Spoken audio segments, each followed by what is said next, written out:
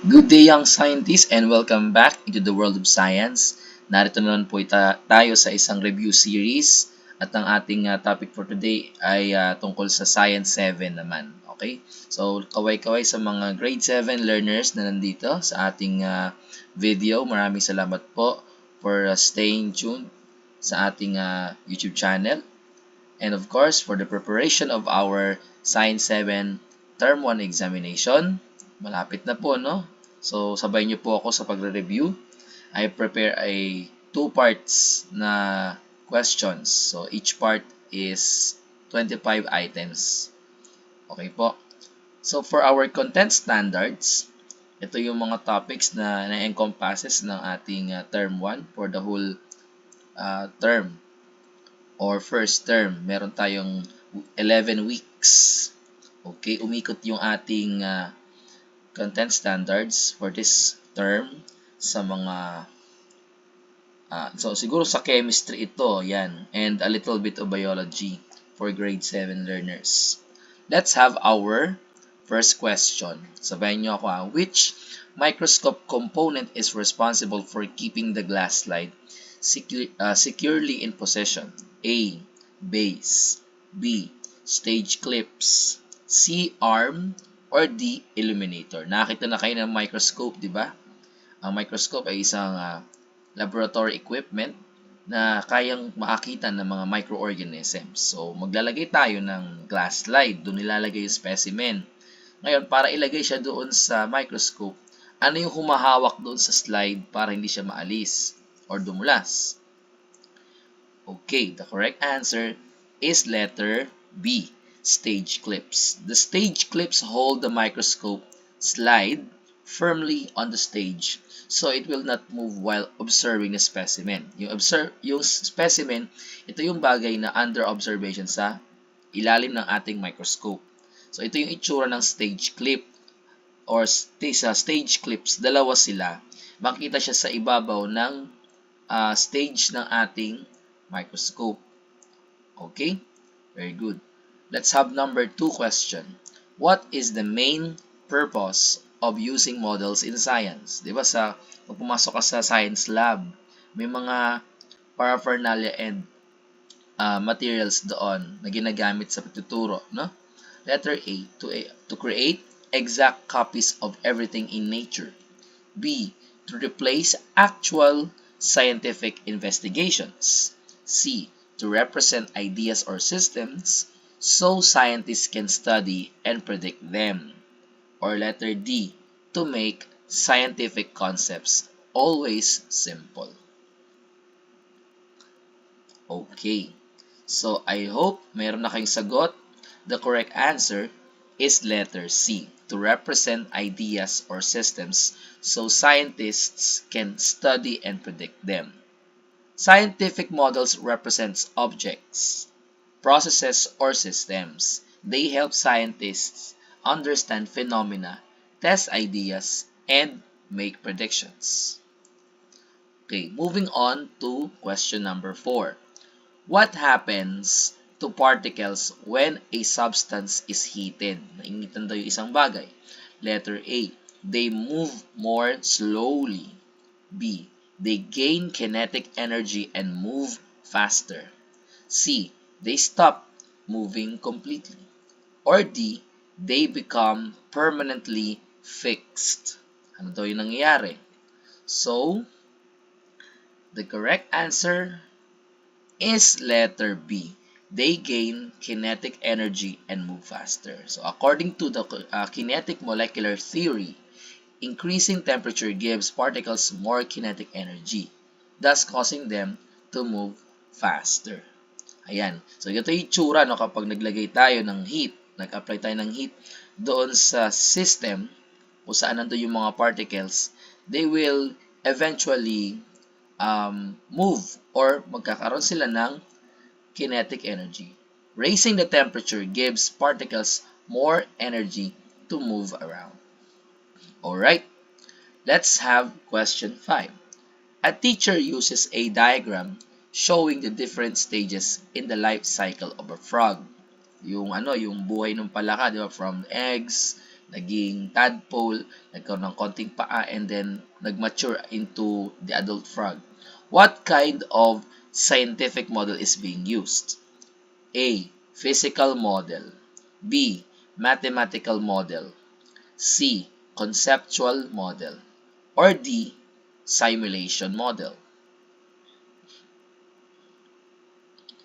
Okay? The correct answer is letter C. Conceptual model. Why? A conceptual model uses ideas, diagrams, or representations to explain how a system or process works.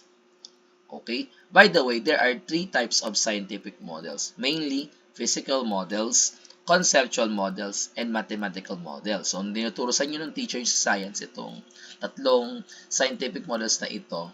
Ayan, nalaman natin na ang physical models, yun yung mga bagay na nahahawakan and it can be manipulated. So, these are the examples: globe, skeleton model, solar system model, volcano model, and many more. While conceptual models are diagrams, drawings, and ideas that explain how something works. Halimbawa, yung particle model of matter, pinakita sa atin yung drawing or illustration ng solid, liquid, and gas, and their comparisons. On the other hand, we also have an example, the water cycle. Pinapakita dito sa drawing yung cycle o yung paikot-ikot na movement ng water from the sea, papunta sa clouds, forming into rain, and babalik ulit dun sa body of water natin. Diba? Kasi this alone can explain the concept of water cycle. These are conceptual models. And lastly, the mathematical models. This uses numbers, equations, and formulas to represent real situations. And I have here an example like weather prediction model, di ba? So, meron siyang chart, merong or graph, di ba? Na pinapakita yung predictions ng panahon. Also, an example called population growth level or model. Gumagamit naman tayo ng graph or line to express or to explain a certain phenomenon. Okay? Question 6. Which observation best demonstrates the behavior of particles in a gas? A. They maintain a fixed shape. B. They remain in a fixed position. C. They spread out and occupy available space. D. They have a fixed volume. Ayan. Yung behavior daw ng gas, paano daw gumagalaw? Alright? Paano daw gumagalaw yung gas? The correct answer is letter C. They spread out and occupy available space. Since gas particles are far apart and move freely, allowing gases to expand and fill their containers. Yan, di ba? Pumapasok sila kung saan pwede. They can expand up to the edge of the container. Kung halimbawa, nasa loob sila ng isang container or isa-isang room. Okay? Nagde-diffuse sila papunta sa ibang mga parts ng empty spaces. Okay? But before that, before we proceed, so sana po naka-subscribe po kayo sa aking YouTube channel so that we can upload more videos regarding science reviews. Number 7.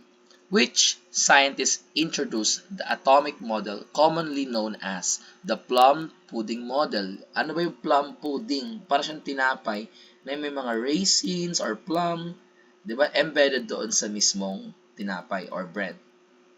A. Is it John Dalton? B. Niels Bohr? C. John Joseph or Joseph John Thomson? Or D. Erwin Schrödinger? Okay, the correct answer is none other than J.J. Thomson, letter C. J.J. Thomson proposed that the atom consisted of negatively charged electrons embedded in a positively charged sphere, which became known as the plum pudding model. Okay, ganito yung itsura ng plum pudding model, everybody. Ayan. Yung bilog, yung kulay green, that is the entire positive charge sphere. Tapos napapalibutan siya ng mga embedded na negative charge particles called electrons. So, later called electrons na siya. Okay? Let's now proceed to question 8. Which change of state occurs when a gas changes into liquid? So, mula gas papunta sa liquid. So, lumamig siya, di ba? Letter A, melting. B, condensation. C, sublimation. Or D, freezing. Yung gas, di ba, na hiwa-hiwalay, bumalik sa pagiging liquid. Okay, the correct answer is letter B, condensation. Why? Condensation occurs when gas particles lose energy and come closer together to form a liquid. Lumamig yung gas, so they come together para bumalik sa kanilang original state, which is a liquid form. Number 9. A solid substance is heated and changes directly into a gas without becoming liquid. Sinurpass or bypass niya yung pagiging liquid. Diretso na siya sa gas. What happens to its particles? A. They lose energy and move closer together. B. They gain energy and become farther apart. C. They stop moving. Or D. They form a tightly packed arrangement. Nainitan daw yung solid, tapos bigla siya naging gas. Okay, ano daw nangyari? Alright, the correct answer is letter B. They gain energy and become farther apart. Okay? During sublimation, particles gain enough energy to escape directly from the solid state into the gas state.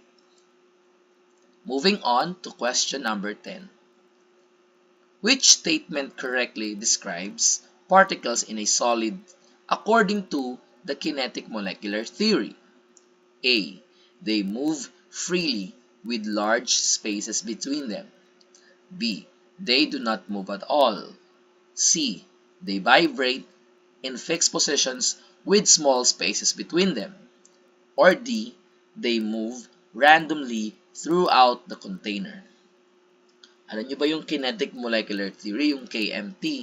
Di ba dinidescribe niya yung movement and behavior ng particles? So, the correct answer is letter C. They vibrate in fixed positions with small spaces between them. Kasi di ba yung solid, magkakadikit sila, yung particles. Pero we believe in KMT na mayroon pa ring sudden small movements in between of the particles. O yun, nagba-vibrate sila together.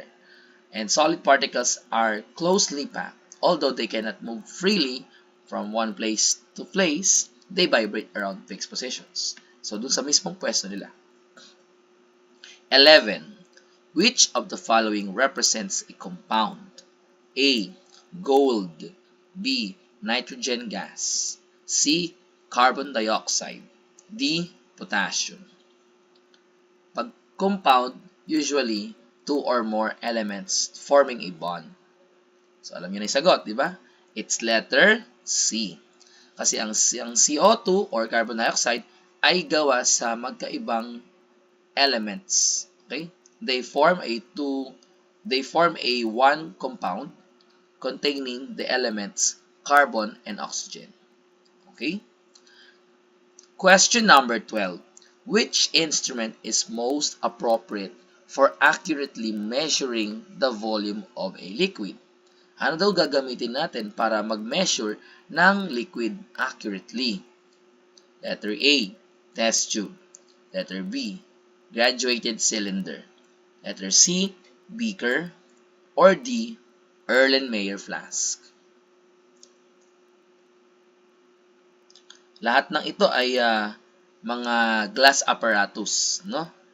The correct answer is letter B, graduated cylinder. A graduated cylinder is specifically designed to measure liquid volume more accurately than beaker or flask. Kung makikita nyo rito sa ating diagram, lahat naman sila ay mga glass na pwede mag-contain ng liquids. Pero, kung si test tube ang pipiliin nyo, lalagyan lang siya, no? Maliit at mataas na lagayan. Wala siyang gauge o yung panukat. Unlike beaker and Erlenmeyer plus meron. However, these containers have different size and shapes. Ayan. Among all these four, si graduated cylinder lang ang may tanging ah, kakayahan na mag-measure ng accurate volume ng isang liquid. Okay? Number 13. Which microscope part is used when a clearer and more detailed focus is needed under high magnification? A. Coarse adjustment knob. B. Fine adjustment knob. C. Eyepiece.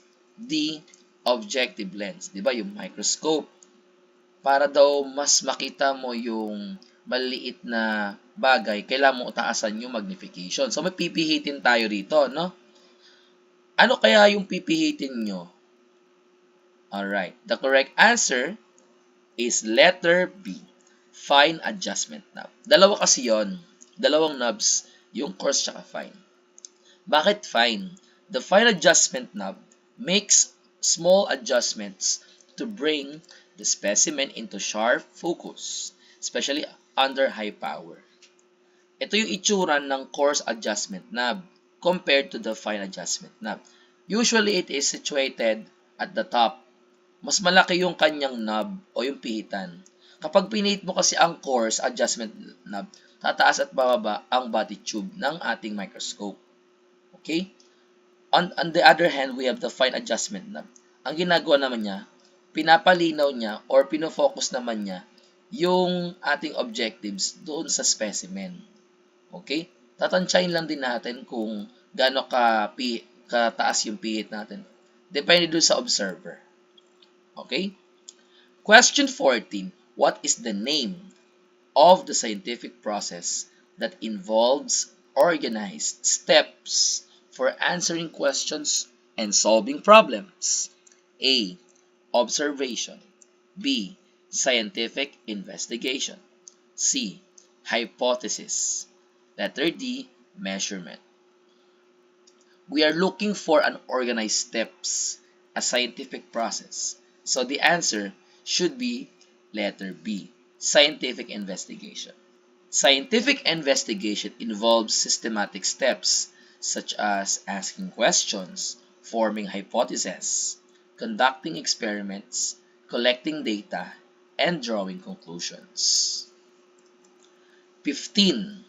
Which unit is most suitable for measuring the amount of water placed in a small aquarium? So, yung aquarium ay isang malaking tank na nilalagyan ng tubig. Usually, nilalagyan ng isda, di ba?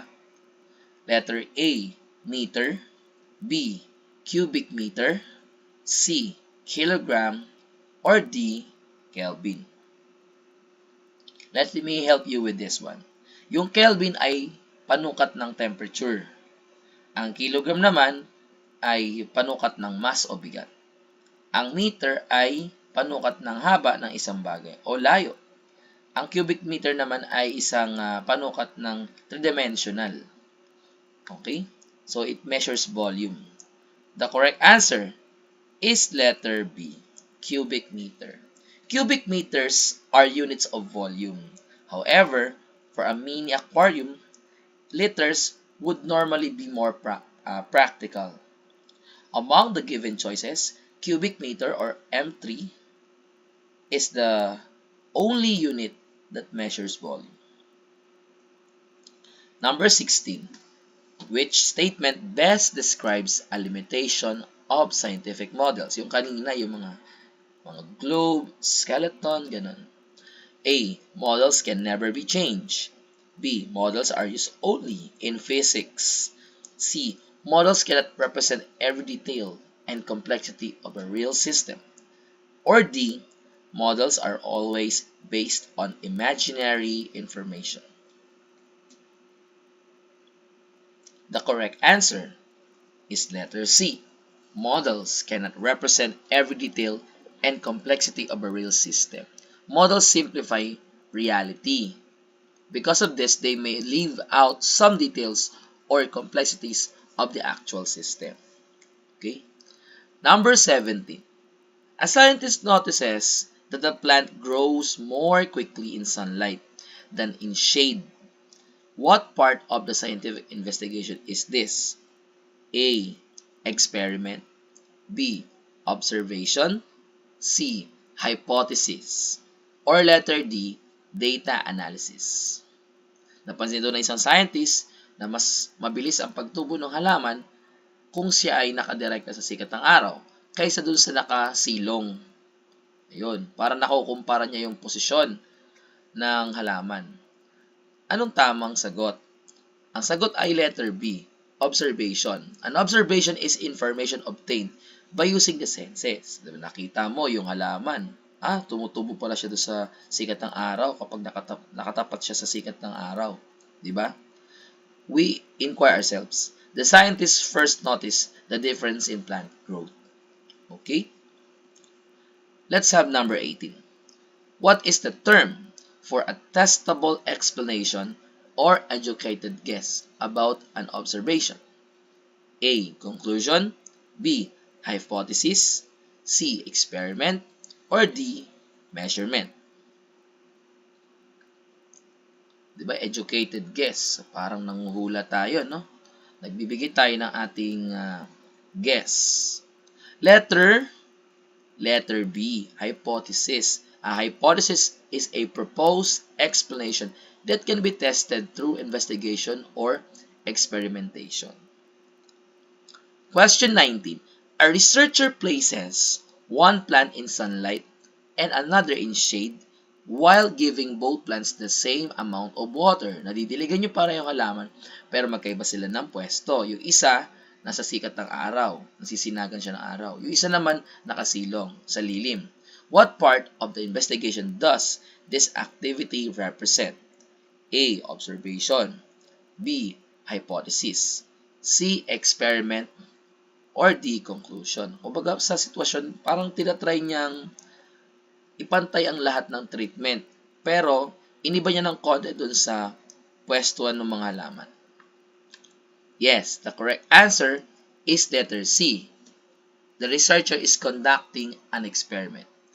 The researcher is deliberately changing a condition and observing its effect. This is part of conducting an experiment.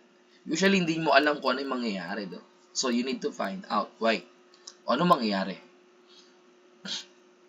So, experiment is the correct answer. Question 20. Why should scientists check whether their sources of information are reliable? Letter A, to make the research more entertaining. B, to increase the length of the investigation. C, to ensure that the information used is accurate and trustworthy. Letter D, to collect as many sources as possible. But kailangan daw i-check ng mga scientists ang kanilang sources of information kung reliable siya o katanggap-tanggap o maasahan. Hindi siya fake news, no? The correct answer is letter C, to ensure that the information used is accurate and trustworthy. Ganun talaga sa science. Kailangan evidence-based tayo. Hindi tayo pwedeng maniwala kung walang evidence. Evaluating sources helps scientists avoid misinformation and base conclusions on credible evidence.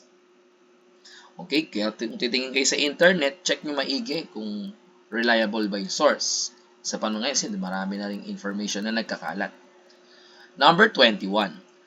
A researcher predicts that plants exposed to sunlight will grow taller than plants kept in shade. Parang kanina ito, no? What is this statement? A. Observation. B. Hypothesis. C. Experiment. Or D. Data analysis. Okay. The correct answer is letter B. Kasi nagpe-predict yung researcher dito sa question, no? So, kapag nagpe-predict tayo, we're guessing. So, hypothesis is the correct answer. The statement is a prediction that can be tested experimentally, making it a hypothesis. Number 22. In an experiment, students investigate how water temperature affects the time needed for sugar to dissolve. What is the independent variable? A. Amount of sugar. B. Dissolving time. C. Water temperature. Or D. Amount of water.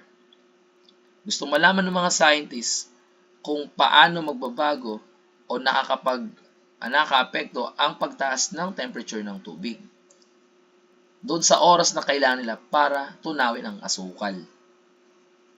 Okay po. The correct answer is letter C, water temperature. The independent variable is the factor deliberately changed by the researchers. Here, it is the temperature of the water. Ayan. Iniba nila yung temperature. Okay? Number 23. Which type of variable is deliberately kept the same throughout an experiment? A. Independent variable. B. Dependent variable. C. Controlled variable. Or D. Experimental variable. Okay. The correct answer is letter C. Controlled variable. Controlled variables are factors kept constant so that the effect of the independent variable can be determined fairly. 24.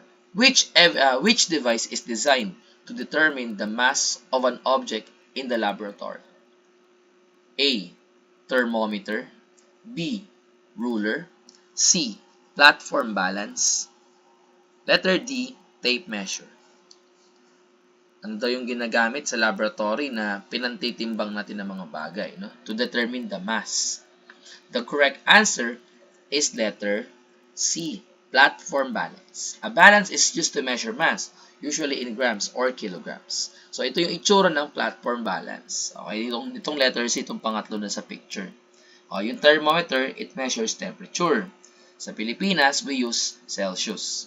B. Ruler. Ang ruler ay pang measure ng length ng isang bagay.